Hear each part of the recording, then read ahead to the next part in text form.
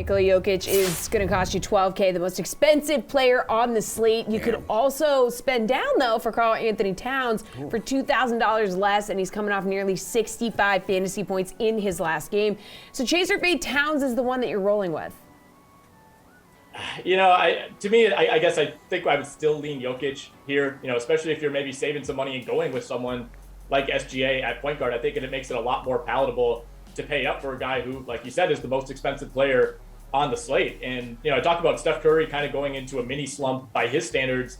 We haven't really seen anything like that from Jokic at any point over the last 2 years. I mean, even his down games, he still approaches a triple-double.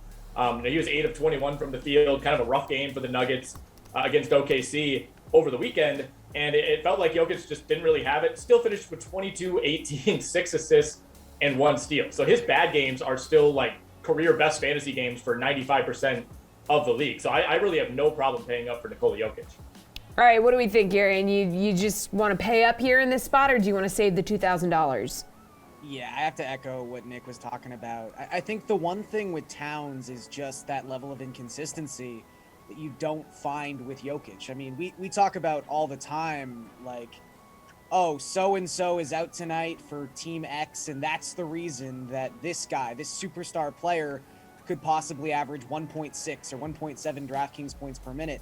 Jokic for the season, with no other caveat, is averaging 1.75 DraftKings points per minute. He is an absolute monster, and has been that way basically since the start of last season, where if there's been a very, very consistent knock on Towns, it's that he just doesn't take enough shots, and that's maybe not even his fault.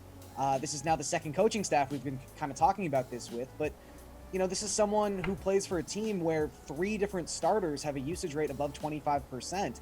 I mean, the 3 games prior to his explosive performance against the Rockets, one of the easier matchups you could possibly draw as a big man, his usage rate was sub 27% in all 3 games. So I'm not saying Towns is a bad play by any means. I mean, 10K is a fair price, I think, for Karl Anthony-Towns, but I just don't think he has those 95th percentile ceiling nights as often as Jokic does.